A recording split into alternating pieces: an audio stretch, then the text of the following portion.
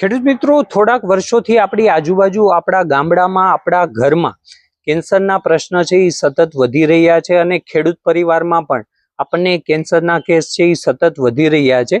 અને ગુજરાતની વાત કરીએ તો ગુજરાત આપણે કેન્સરના પેશન્ટમાં પણ પાછળ રહે એમ નથી. એટલા દિવસે ને દિવસે વર્ષે ને વર્ષે સતત કેન્સરના પેશન્ટમાં વધારો થાય છે. ડોક્ટરો અને વૈજ્ઞાનિકો એવું કહે છે કે ભાઈ જે આપણે બેફામ કેમિકલ વાળી દવાનો ઉપયોગ કરીએ છીએ એનું કારણ છે કે એના કારણે છે એ કેન્સરના પ્રશ્ન વધારે જોવા મળે છે. પણ બીજું કારણ છે જે ખેડૂત મિત્રો અથવા દરેક વ્યક્તિ માટે જાણવું ખૂબ જ જરૂરી છે. હવે માન લો કે કોઈ પણ દવાનો જ્યારે આપણે છંટકાવ કરીએ છીએ, કોઈ પણ નિંદામણનાશક દવા હોય, જંતુનાશક દવા હોય અથવા ફૂગનાશક દવા હોય, તો એ કોઈને ખબર નથી કે ભાઈ આ દવાની કેટલા દિવસ સુધી અસર આપણને જોવા મળશે. અને માન લો કે આપણે મરચીની વાત કરીએ અથવા કોઈ શાકભાજીની વાત કરીએ તો એમાં 3 દિવસે 4 દિવસે અઠવાડિયે સતત કેમિકલ વાળી દવાના સ્પ્રે થતા હોય છે અને સાથે સાથે એની વીણી અને તોડવાનું કામ પણ ચાલુ હોય. હવે એ કોઈ શાકભાજી માર્કેટમાંથી કોઈ પણ વ્યક્તિ આપણે જ ખરીદીએ અને આપણે એને ખાઈએ એટલે એના જે અવશેષો છે એ આપણી શરીરમાં જમા થાય અને આગળ જતા કેન્સરના પ્રશ્ન આપણને જોવા મળે. તો બધા ખેડૂત મિત્રો અને દરેક વ્યક્તિઓ માટે આ જાણવું ખૂબ જ જરૂરી છે કે ભાઈ જે આપણે દવાનો છંટકાવ કરીએ છીએ એની અસર છે એ કેટલા દિવસ સુધી રહે છે અને જે ખાય છે, જે આપણે ખેડૂતો પોતાના માટે પણ ઉગાડતા હોય તો એના માટે પણ જાણવું ખૂબ જરૂરી છે કે જે દવા આપણે છાંટીએ છીએ એની અસર કેટલા દિવસ સુધી જોવા મળે છે, જેથી આપણે આવી કેન્સર જેવી બીમારીથી બચી શકીએ. તો આજના વિડીયોમાં આપણે એ જ માહિતી લેવાના છીએ કે ભાઈ આ જે ટોપિક છે જેને આપણે વેઇટિંગ પીરિયડ કહેવાય, કે કોઈ પણ દવાનો જ્યારે આપણે છંટકાવ કરીએ ત્યારે એની અસર છે એ કેટલા દિવસ સુધી જોવા મળે, એ શા માટે જરૂરી છે અને એ તમને કઈ રીતના તમે તમારી જાતે ચેક કરી શકો કે ભાઈ આ દવા છે તો એની અસર કેટલા દિવસ સુધી જોવા મળે. તો એના વિશેની સંપૂર્ણ માહિતી આપણે આ વિડીયોમાં લેવાના છીએ. આપણી સાથે છેલ્લે સુધી જોડાઈ રહેજો અને જો આપણી ચેનલ પર નવા હોય તો આપણી ચેનલને સબસ્ક્રાઈબ પણ કરી દેજો, જેથી તમને આવી નવીનતમ માહિતી છે એ મળતી રહે. હવે ખેડૂત મિત્રો, આ જે વેઇટિંગ પીરિયડ છે એની આપણે વાત કરીએ કે માન લો કે મારી પાસે ગ્લાયફોસેટ દવા છે, એનો એ નિંદામણ નાશક દવા છે, એનો હું જ્યારે છંટકાવ કરું છું તો એની જે અસર કેટલા દિવસ સુધી રહે છે. માન લો કે આપણે જે ઇમિડાક્લોપ્રિડ આવે અથવા કોઈ પણ જંતુનાશક દવાનો જ્યારે મરચીમાં છંટકાવ કરીએ તો જ્યારે છંટકાવ કર્યા પછી એના કેટલા દિવસ સુધી અસર રહી છે એને જ વેઇટિંગ પીરિયડ કહેવાય. માન લો કે એનો ગાળો છે એ 15 દિવસનો હોય તો 15 દિવસ પછી જો તમે એની વીણી કરો પછી એને તોડીને ખાવ તો એમાં દવાની અસર જોવા મળતી નથી. પણ જો 15 દિવસ પહેલા એને આપણે તોડીને ખાઈએ તો કંઈક ને કંઈક જે દવાના અવશેષો એમાં આપણને જોવા મળતા હોય છે. તો આજે એનો સમયગાળો હોય કે જ્યારે છંટકાવ કરે અને ક્યાં સુધી એની અસર રહે એને છે એ વેઇટિંગ પીરિયડ આપણે કહેતા હોઈએ છીએ અથવા પ્રી હાર્વેસ્ટ ઇન્ટરવલ પર કહેતા હોઈએ. હવે શા માટે આ જરૂરી છે?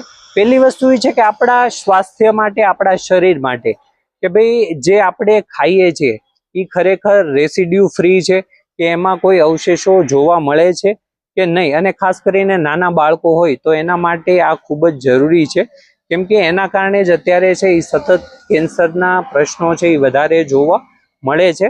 અને બીજી વસ્તુ એ છે કે કોઈ પણ વસ્તુ માન લો કે આપણે એક્સપોર્ટ કરીએ, માન લો કે આપણી કેરી છે એ બહારના દેશમાં જાય છે ત્યારે પણ આ વસ્તુ ખૂબ જરૂરી છે કે ભાઈ જે કેરી બહાર જાય છે એમાં દવાના અવશેષો તો રહી નથી ગયા ને એ ચેક કરવામાં આવે છે. તો એના માટે પણ જરૂરી છે. અત્યારે તમે જોયું છે કે ભાઈ અમુક દેશો છે એ આપણી કેરીની છે એને બેન કરી દીધી છે, એની મનાઈ કરી દીધી છે કે ભાઈ અમે ગુજરાતની અથવા જે ભારતની છે એ કેરી અમે ખરીદશું નહીં. એનું કારણ આ જ છે કે ભાઈ અત્યારે કેરીમાં પણ દવાના છે એટલા બધા અવશેષો છે એ જોવા મળે છે. હવે ત્રીજો પોઈન્ટ એમ થાય કે ભાઈ આપણે કઈ રીતના ચેક કરી શકીએ કે ભાઈ જે કોઈ પણ દવા છે તો એનો સમયગાળો કેટલો છે. તો પહેલી વસ્તુ ચેક કરવામાં એ છે કે ભાઈ જે દવા તમે ખરીદો છો એની સાથે એક ફરફરિયું મતલબ એક કાગળિયું પણ સાથે આવતું હોય છે, જે કોઈ પણ ખેડૂત મિત્રો ચેક કરતા નથી.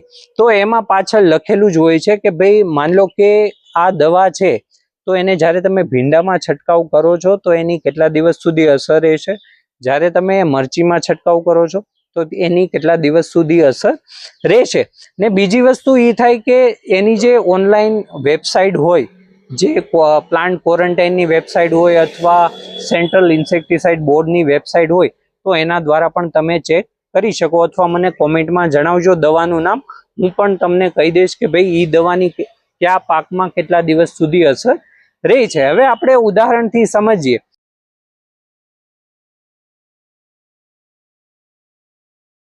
તો અત્યારે તમારી સામે તમને દેખાતું છે કે ભાઈ જે સિઝેન્ટા કંપનીની સાયમોડિસ દવા આવે છે, જે ઘણા ખેડૂત મિત્રો મરચીના પાકમાં વાપરે છે, તો એમાં ઉપર લખેલું છે, તમે જોયું છે કે જે છેલ્લી લાઈન છે એમાં રીંગણ છે તો એમાં 7 દિવસનો 5 દિવસનો ગાળો છે.